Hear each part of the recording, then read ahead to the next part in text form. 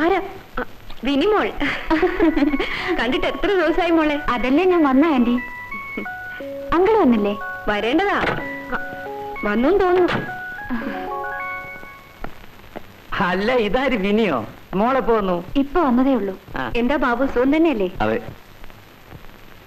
ഇത് ബാബു, എന്റെ കോളേജിലെ ഒരു സ്റ്റുഡന്റാ. ഇത് വിനീത, എന്റെ ഒരു സുഹൃത്തിന്റെ മകളാ. സിനത്ത്, ചായ എടുക്ക.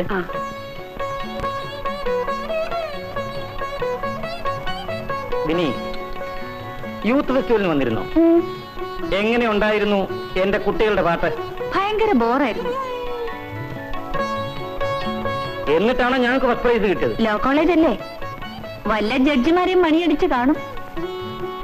ബാബു, ഇത് കേട്ടോ? അത് അവർക്ക് കിട്ടാത്തതിലുള്ള അസൂയാണ് സാർ. ഞാൻ ശരി.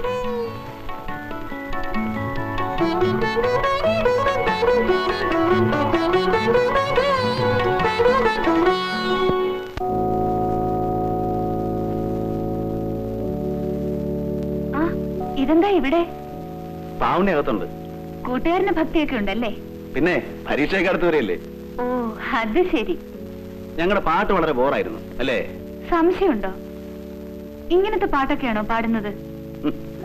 വിനീതയുടെ ഇഷ്ടം അറിഞ്ഞിരുന്നെങ്കിൽ അതനുസരിച്ചൊരു പാട്ട് പാടാമായിരുന്നു. പിന്നെ ഈ സാരിയും ബ്ലൗസും തീരെ മാച്ച് ചെയ്യുന്നില്ല. ഇതുവെല്ലാം അറിയാമയ്ക്കോ ശോശാമയ്ക്കോ ഒക്കെ പറ്റുള്ളൂ. അയ്യോ, ഞാൻ തമാശ പറഞ്ഞതല്ലേ. You look really beautiful. കയ്യിലൊരു ബൊക്കയും തലയിലൊരു നെറ്റും കൂടി ഉണ്ടെങ്കിൽ അസൽ മണവാട്ടിയായി.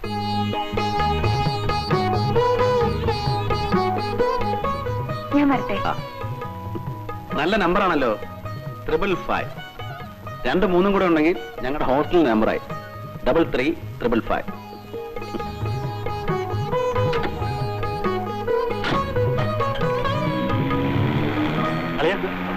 ഇത് നമ്മുടെ അതൊക്കെ പറ. പള്ളിയാണടാ മഹാഭാവി. പിന്നിൽ വിടാതാ. ഇനി കൈകാലം ഓടിക്കാനാ.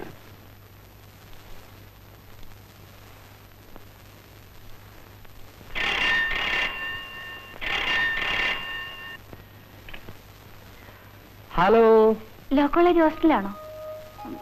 ബാബുവിനെ ഒന്ന് കിട്ടുമോ? കിട്ടുമല്ലോ. എന്ത് വിലക്കാണെങ്കിൽ എടുക്കും. ആരാ സംസാരിക്കുന്നേ? ആരെന്താ പേര് ചോദിക്കടാ. പേര് ചോദിക്ക. ഹലോ, ഞാൻ പാവണ്ണയാണ്. കസിനോ? അതെ അതെ, ഞാനറിയാത്ത കസിൻ. പേരെന്തിട്ടാ കുട്ടിയുടെ? പേര് മറിയമ്മ. ബാബുവിനെ വേഗം ഒന്ന് വിളിച്ചേ. വിളിക്കാം. ഓൾഡേ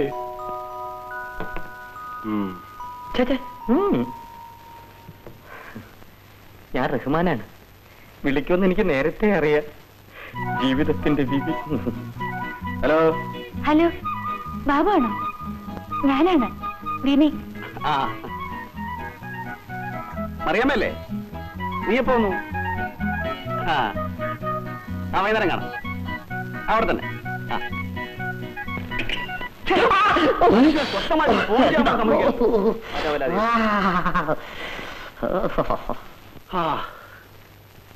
ഇതാരുണ്ടായി അറിയാം കസിൻ? അതൊക്കെ ഉണ്ടടാ. ഇവിടെ നാർക്കെങ്ങനെ ക്രിസ്ത്യാനി കസിനാണ്. അതെ, എന്റെ അമ്മാവൻ പണ്ടൊരു ക്രിസ്ത്യാനി പെണ്ണ് പ്രേമിച്ച് കല്യാണം കഴിച്ചു. അതിലുണ്ടായതാ. എന്തിന്റെ ചെവി എന്റെ അടുത്ത് വേല? അത് നമ്മുടെ കെയർ ഫ്രീ അല്ലേ? ഒന്ന് പോടാ. ചെവിയിൽ ആ കുന്ത്രാണ്ടം ഉണ്ടായിരുന്നെങ്കിൽ ഇവനും ഇപ്പൊ എന്തെങ്കിലും അഭിപ്രായം പറഞ്ഞേ. അല്ലേടാ, എടുക്കാൻ മറന്നു തോന്നണം.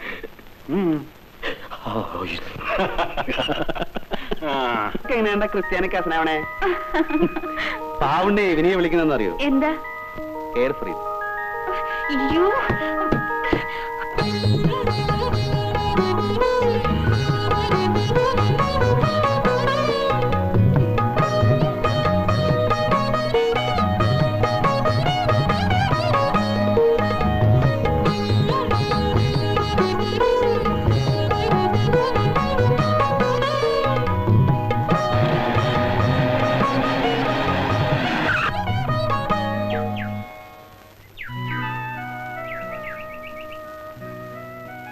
ഞാൻ പലപ്പോഴും ആലോചിക്കാറുണ്ട്, ഇവനിക്ക് എന്താ എന്നോടത്തെ താല്പര്യം തോന്നാൻ? എന്തോ എനിക്കറിയില്ല. എന്താ ഇങ്ങനെ ചോദിക്കാൻ കാരണം? വിനി, നമ്മൾ തമ്മിലുള്ള ഈ അടുപ്പം വെറും ഒരു കോളേജ് റൊമാൻസ് ആണോ എന്ന് എനിക്ക് പലപ്പോഴും തോന്നാറുണ്ട്. എനിക്കങ്ങനെ ഒരിക്കലും തോന്നിയിട്ടില്ല. ബാബു എന്തിനാ അങ്ങനെയൊക്കെ ചിന്തിക്കുന്നത്? എനിക്ക് എന്നെ കുറിച്ച് നന്നായിട്ടറിയാം. അങ്ങനെയുള്ള ഞാൻ ഒരിക്കലും വിനിതയെ ആഗ്രഹിച്ചുകൂടാ. എനിക്ക് മനസ്സിലായി ബാബു. എന്റെ വീട്ടിൽ എനിക്ക് എല്ലാ സൗകര്യങ്ങളുമുണ്ട്. പക്ഷേ എന്തോ ഒരു കുറവ്.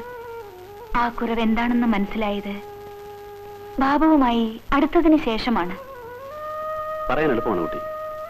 അർഹിക്കാത്ത ആഗ്രഹിക്കുന്നവരുടെ അനുഭവം ദുഃഖമാണ്. അങ്ങനെയാണെങ്കിൽ പോലും ആ ദുഃഖം ബാബുവുമായി പങ്കിടാൻ ഞാൻ ഒരുക്കമാണ്. മിനി, നമുക്ക് പോവാം. എന്താ എത്ര ധൃതി? കുറച്ചു നേരം കൂടി ഇരിക്കാമെന്നേ. നേരെ ഒരുപാടായി, നമുക്ക് പോവാം.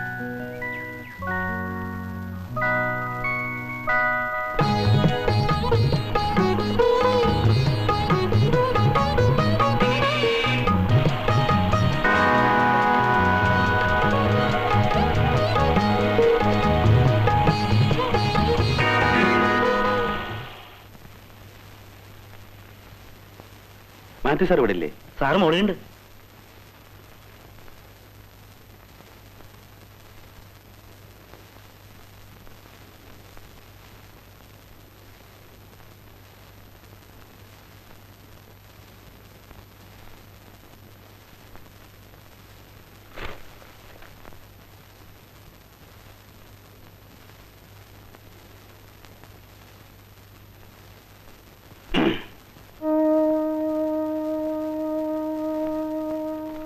നിങ്ങളാണോ ബാബു? അതെ. എന്നെ എന്തിനാ വിളിപ്പിച്ചത്?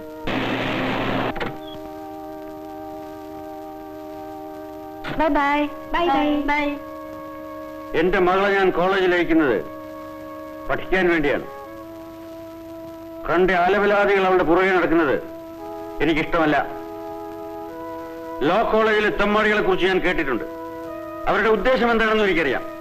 നിങ്ങളുടെ മകൾ പഠിക്കുവാനാണോ കോളേജിൽ പോകുന്നതെന്ന് ചോദിക്കേണ്ടത് എന്നോടല്ല, നിങ്ങളുടെ മകളോടാണ്. നിങ്ങളുടെ മകളുടെ പുറകെ ഒരു അലവലാതി നടക്കുമെന്ന് എനിക്ക് തോന്നുന്നില്ല.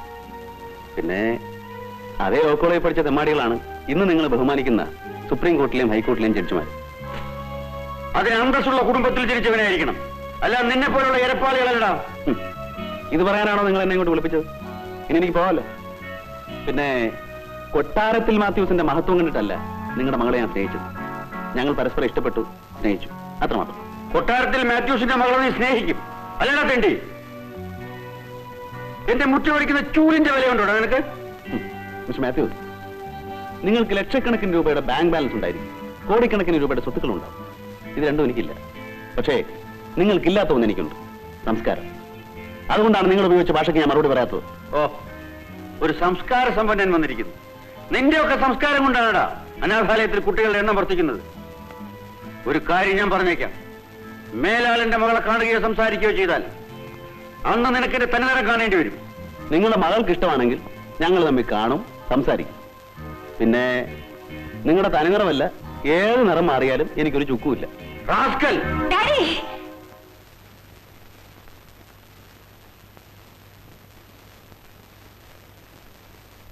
ഡാഡി കൈയോങ്ങിയത് ആരുടെ നേർക്കാണെന്നറിയാമോ? ഡാഡിയുടെ മകളുടെ ഭർത്താവിന്റെ നേർക്കാണ്. അതെ ഡാഡി. നീ നിനക്ക് ഇത്രയും ധിക്കാരമോ? ഇന്നു മുതൽ നീ എന്റെ മകളല്ല. Get out!